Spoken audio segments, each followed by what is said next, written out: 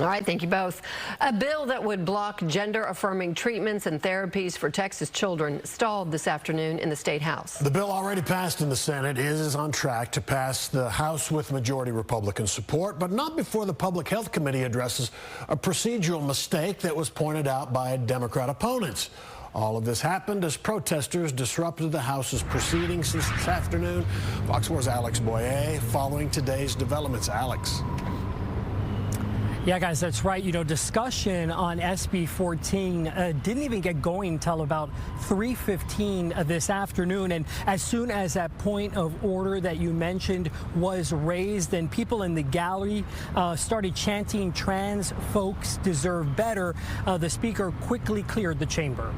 At the state capitol Tuesday, a large and boisterous crowd gathered outside the House chamber. Hundreds of LGBTQ advocates and the parents of transgender kids in attendance as the House takes up a bill that would ban gender-affirming care for minors in Texas. So incredible to see all y'all this morning here in our capital to fight for trans kids and their rights to live and thrive. Senate Bill 14 would prohibit trans youth from getting puberty blockers and other hormone therapy needed to transition.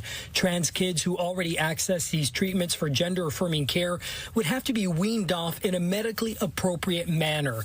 A majority of state representatives, all of them Republicans, supporting restrictions that previously passed in the Senate. Sitting in the gallery, dozens of supporters of the bill wearing red shirts with the words "Save Texas Kids." As soon as the bill was brought to the House floor for debate, outbursts from spectators forced Speaker Dade Phelan to clear the room. If there are additional demonstrations or outbursts in the gallery, the chair will order the sergeant at arms to clear the gallery. There's going to be litigation about it, as there has been in other states. David Cole is a constitutional law attorney we talk to often.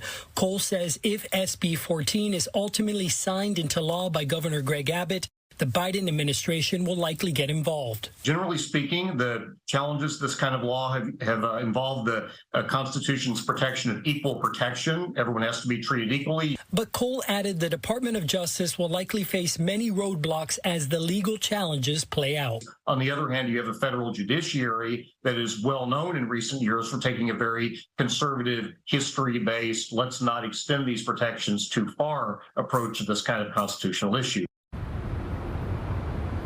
And just within the last hour, the House Public Health Committee has already taken up that procedural error and has voted 6-5 to advance SB 14. We're told by Representative Dustin Burrows, a Republican. He tweeted out that SB 14 will be taken up on the House floor later this week. Back to you. All right, Alex, thank you.